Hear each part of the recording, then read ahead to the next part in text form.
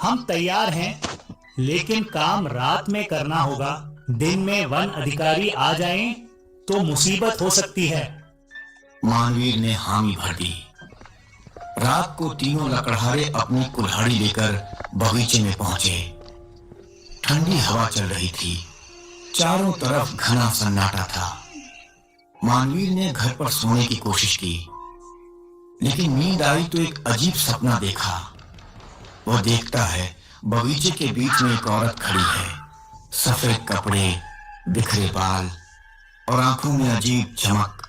वह औरत धीरे धीरे उसकी ओर बढ़ती है और कहती है, मत काटो, ये पेड़ हमारे हैं। मानवीर चीख मारकर नींद से जाग गया। उसका दिल तेजी से धड़क रहा था।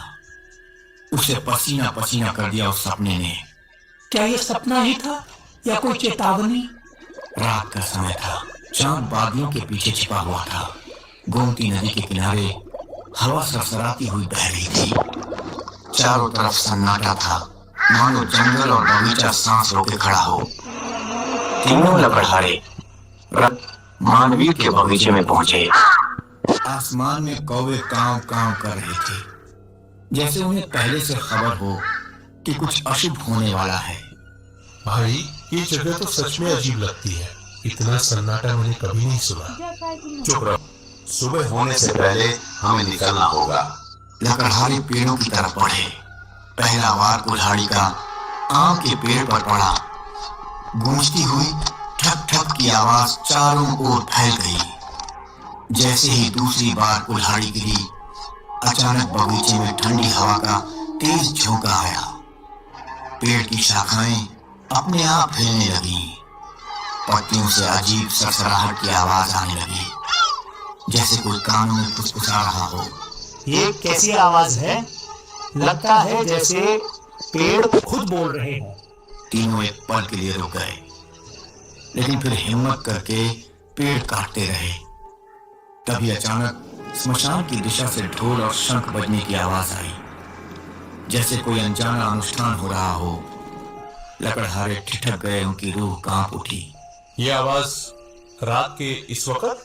कहीं सच में? डरने की जरूरत नहीं, हम मजदूर हैं, हमें अपना काम करना है, बस और कुछ नहीं। तीनों ने फिर कुल्हाड़ी उठाई और पेड़ पर वार किया, लेकिन अब हर वार के साथ ऐसा लगता मानो पेड़ कराह रहे हों। चारों तरफ एक अजीब सी गंध फैल गई, गंध जो धुएं और राख जैसी थी।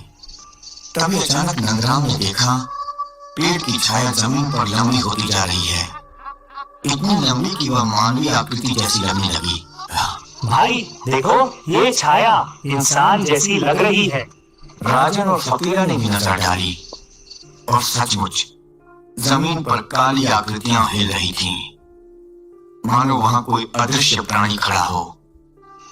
तीनों के हाथ कांप गए, कुल्हाड़ी पकड़ना मुश्किल हो गया।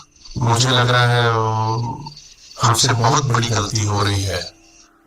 लेकिन तभी पेड़ की डाल से एक काली चिड़िया उड़कर उनके सामने आ गिरी। उसकी चीख इतनी भयावह थी कि तीनों घुटनों के बल बैठ गए। उसी समय बगीचे के बीचों बीच से औरत की कराहट की आवाज गूंजी, मत काटो, ये पेड़ हमारे हैं। तीनों लकड़हारे जड़वत खड़े रह गए। उनकी आंखों में डर साफ दिख रहा था। अब उन्हें समझ आ गया, ये बगीचा वैसा नहीं जैसा उन्होंने सोचा था। बगीचे में चारों तरफ सन्नाटा छा गया। तीनों लकड़हारे राजन, फकीरा और नंदराम अब बुरी तरह डर चुके थे। पेड़ की छायाएं मां की तरह हिल रही थीं, और हवा में औरतों के रोने की आवाज साफ सुनाई दे रही थी। भाई, अब हमसे नहीं होगा। ये जगह सच में कुछ और ही है। हम मजदूरी करने आए हैं, भूत भगाने नहीं। चलो एक पेड़ पूरा काट ही देते हैं, फिर देखते हैं आगे क्या होता है।